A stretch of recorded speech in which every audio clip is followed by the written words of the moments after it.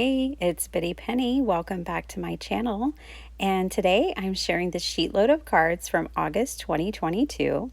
Where do you get the sheet load? From Call Me Crafty Owl. I'll leave all the details linked in the description below.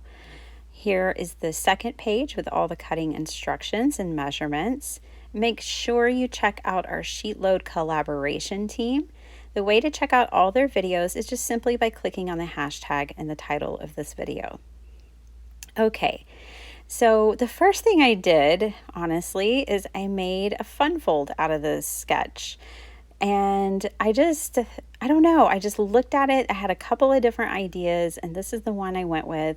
So I have one fun fold that I made, and then I definitely wanted to get scrappy. So this is a very scrappy sheet load of cards, you guys. I have all of these pieces of cardstock from when I made a journal on my channel. Not only am I a card maker, but I'm really a paper crafter. I love making journals and mini albums and anything I can out of paper, pretty much.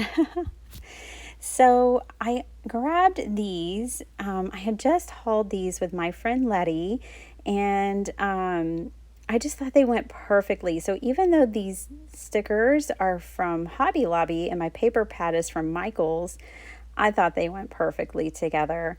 And so what I'm going to do here is take my scraps and I'm going to separate them solid and patterned paper, because I want the solid pieces for my matted layers and then my patterned paper to go in the middle. So this will take care of the center design of this sketch.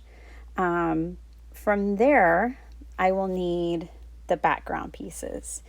So here are just some of the scraps, and I'm going to set these aside. So the cards I'm making today, you guys, are for my daughter. But before I get into that, here is the paper pad that I used, Wild Splendor. It was a hot buy. I got it for $5 at Michael's.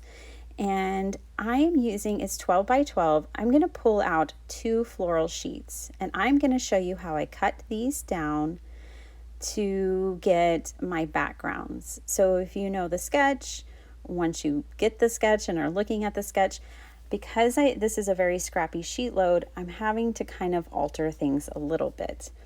So let me show you real quick how you can get 6 backgrounds from one 12 by 12 sheet of paper. These are for A2 cards. So I'm cutting this to 4 inches. It is so critical to get this many that you have to cut your paper down to 4 inches first. So if your paper is directional, just think about that. This paper is non-directional, so it doesn't matter.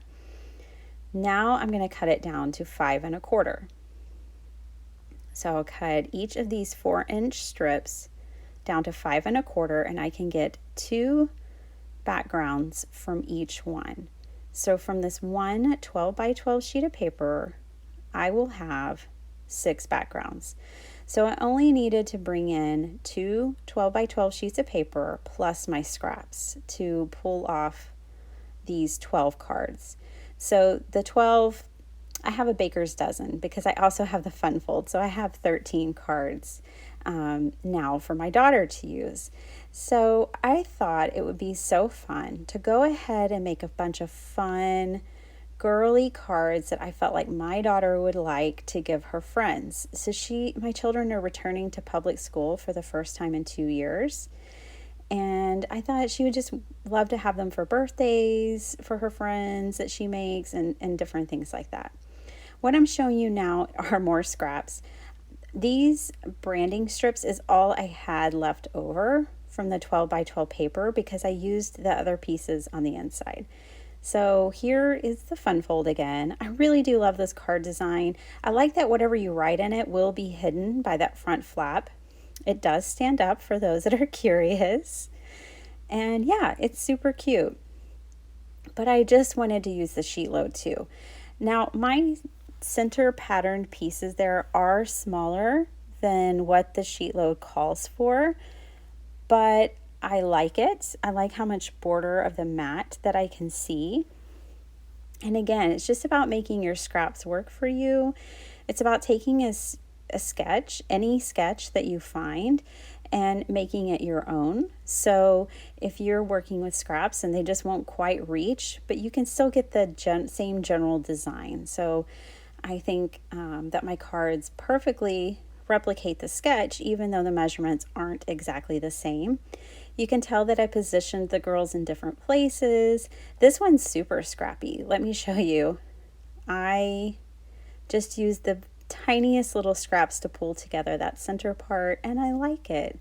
I hope you guys enjoyed this video. I hope you feel inspired and that you'll hop along to see what everyone else has made. Go get your Sheetload, you guys. It's completely free. Thanks so much for watching.